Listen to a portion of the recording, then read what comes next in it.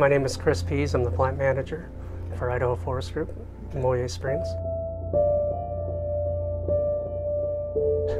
Trying to help everybody understand that we're all one team. Yeah. So we all pass or fail together.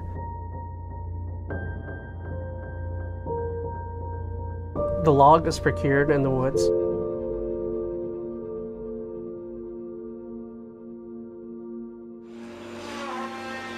Haulers get the wood on the ground and now they're gone, and we come in and do what we do, stack it up, and we'll leave.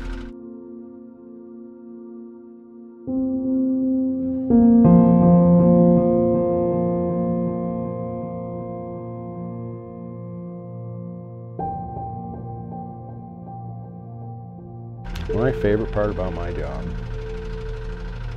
Well, I got a lot of power under the hood there, and I guess knowing my machine and knowing the power I got that's there to use it, so that's kind of an adrenaline thing, I guess. Yeah, for sure.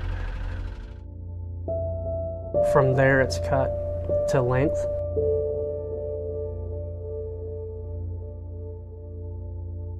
What's your favorite part of the day on a log job? Oh, probably the mornings. It's just everything's fresh and clean and dust is low, and if there's no bugs, it's good. So we have preferred lengths. They're put on a log truck.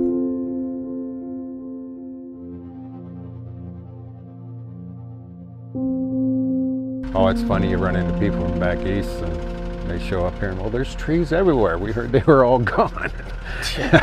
Like, yeah, well, what'd you think? Until they actually come over and see that it's still green over here. So.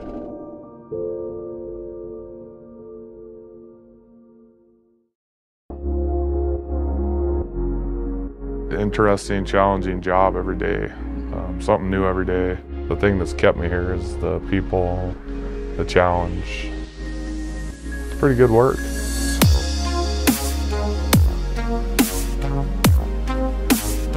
We bring them across the scales, and from there they go into the log yard. They get unloaded.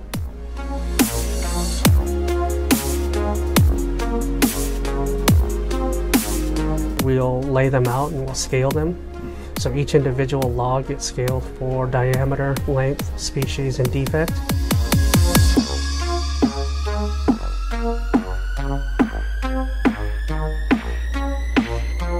The logs are then sorted by species and put into runways. At that point, we'll run them into the sawmill.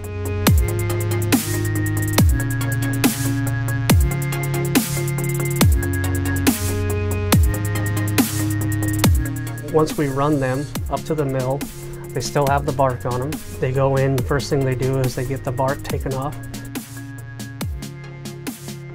That bark drops through a conveyor and goes to the hog fuel bins that stores the fuel to be used in the boiler. A lot of people don't know that, though, that, you know, every piece of the log that comes in tries to be utilized in some fashion. Yeah, well, yeah, we try and have zero waste in a sawmill. And, you know, everything we make is reused at some level. Our chips go to make pulp for paper and cardboard, and you know, our bark we use here to, you know, fire our boiler to dry the wood. After the log has been debarked, it gets cut into blocks, 8-foot blocks when we run 8-foot, 9-foot blocks when we run 9-foot. From there, they get sorted by size. So the first machine that we use to break down the log is called the primary breakdown. Yeah. I'm Lacey Denning, and I run the small chip and saw. I'm responsible for cutting kind of almost half the wood of the mill for our shift. So it's kind of nice having that responsibility and taking pride in, you know, having a good day and trying to make sure you run as fast and as hard as you can. It's renewable. It's the #1 renewable resource. Forest is probably. Yeah, there's more to logging than just cutting down trees. From there, we'll take that log and we'll chip the sides and the top and bottom, and then we'll take the side lumber off, and the side lumber will fall off to the sides and go to an edger that then takes what looks to be a flat piece with rounded edges and takes the rounded edges off. So now you have a nice board. That center part will continue to go through a secondary breakdown called a VSA, and on the outfeed of that you'll have a perfect stack of boards.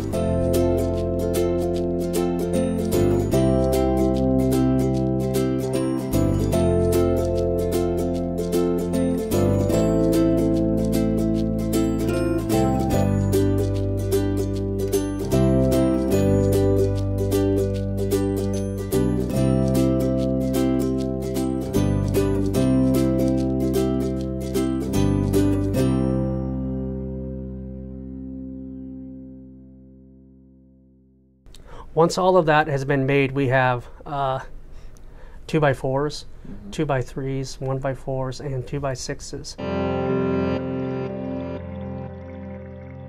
From there, we'll put them into the kilns and dry them, and depending on the species, they'll go generally anywhere from 12 to 28 hours. And after they've been dried, we pull them out, and then we'll run them to the planer. My name is Jacques Desmarais. I'm the production lead in the planer on the dry end. The planer, the kilns, the boiler, shipping. You know, I enjoy the first morning break because you go around, you check on people at their machine centers, you get them out, you know, you see how they're doing. They get that first break, they're happy to see you. And it's just a good time in the morning. Everything's still pretty relaxed, as long as everything's running good. I coordinate my team members to what positions they're going to be doing. I think there's 16 of us on the team, every position from production, and then we have setup millwright, we have graders, we have chain pullers, UMO. When the product gets to us, it is in a rectangular rough size. From that point, we take it, we unstack it, and we run it through a planer. Planer is just a big machine with 4 heads on it. We take off very minimal amounts off the bottom and the inside. We take about 30 to 40 thousandths off of both of those. After we do that, the board goes out to the graders, and the graders make a decision on what grade that board is. Our tolerance is about plus or minus 5 thousandths on our finished sizes. After that, we either trim it back or we just run it through, label it, wax it, stack it. Then it goes to the paint room, and then the paint room wraps it, puts a tag on it, staples it, and gets it ready to ship.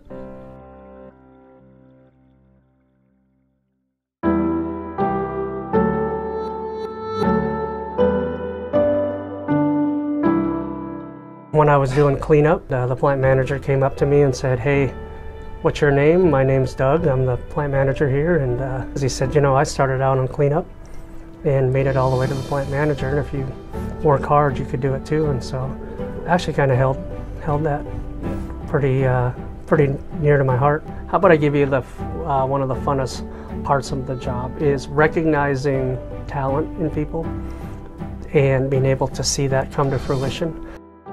My name is Billy Joe Spencer, and I'm a utility forklift operator. It's just a good job to support the family. Benefits, good pay, I mean. Right, absolutely. It's hard to compete with that without going to college and getting an education, and I didn't really have that opportunity. A lot of the people I work with are pretty cool. Yeah. Different, diverse, get to know a different side of Bonners Ferry. It's the best company I can think of in the area to work for. Like I said, they've treated me well. They invest in me personally. Definitely feel appreciated. Idaho Forest Group has always been a team-oriented company, and I like being a team member, and I've never felt like an employee, always somebody of worth. You made the comment earlier that I run the whole show, and I don't. A lot of these folks do that, and by being able to recognize strength and then let people move in that, I think that's one of the most rewarding aspects of the job.